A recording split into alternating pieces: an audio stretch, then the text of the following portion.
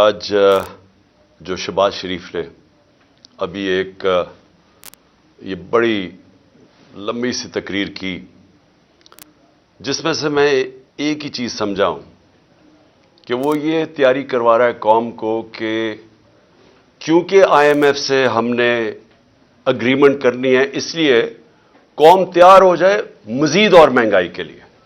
مجھے اس کی باقی چیزیں جو بھی ہیں وہ تو ان کے اوپر بات کرنے کا کوئی فائدہ نہیں۔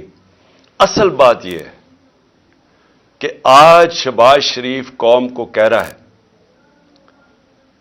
کہ مزید اور مہنگائی کے لیے قوم تیار ہو جائے۔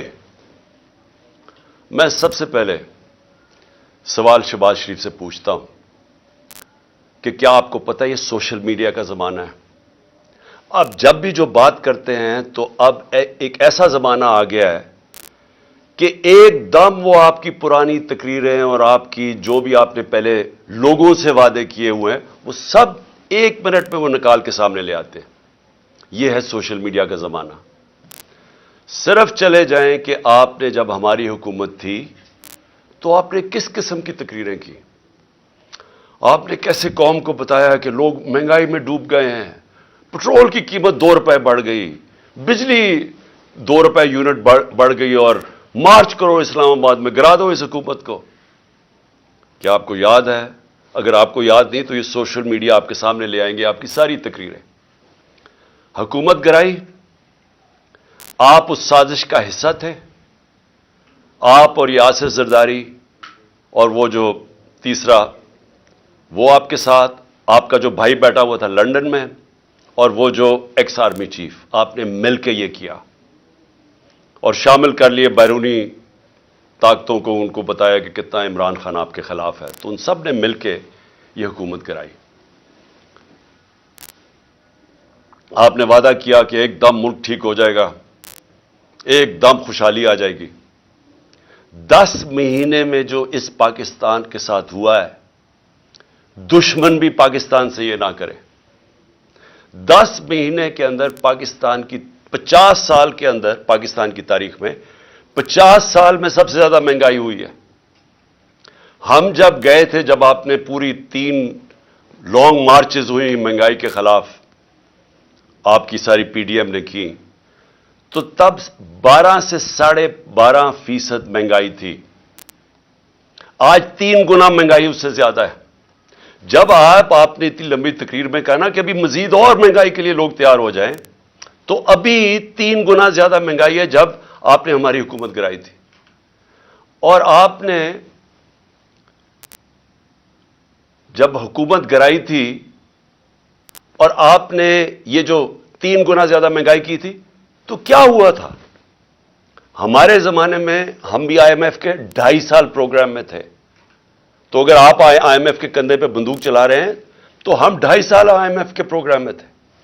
اس کے اوپر کورونا ساری دنیا کے اندر ایک وبا آئی تھی، اس کی وجہ سے سپلائی لائنز افیکٹ ہوئی تھی۔ جب سپلائی لائنز افیکٹ ہوئی تھی تو ساری دنیا میں مہنگائی آئی تھی، جس کو کموڈٹی سپر سائیکل کہتے ہیں، وہ ساری دنیا کو ہٹ کیا تھا۔ انرجی کی قیمتیں، تیل کی قیمت خاص طور پہ اوپر چلی گئی تھی۔ ہمارے دور میں تیل کی قیمت $110 سے $115 بیرل پہ گئی تھی، آج وہ $75 سے $85 پہ ہے۔ تو جو اصل وجہ تھی مہنگائی کی وہ تو تیل تھا، تو اب تو تیل نیچے آ گیا ہے۔ آج جو گھی ہمارے زمانے میں تھا، وہ آج کل جو پام آئل جو باہر سے لے کے آتے ہیں، جو امپورٹ کرتے ہیں، وہ دگنا تھا آج کے مقابلے میں۔ آج گھی کتنا مہنگا کیوں ہے؟ آج ڈیزل اور پٹرول اتنا مہنگا کیوں ہے؟ 100 روپیہ زیادہ ہے ہمارے دور سے۔ اور کیا وجہ ہے کہ روپیہ گر گیا؟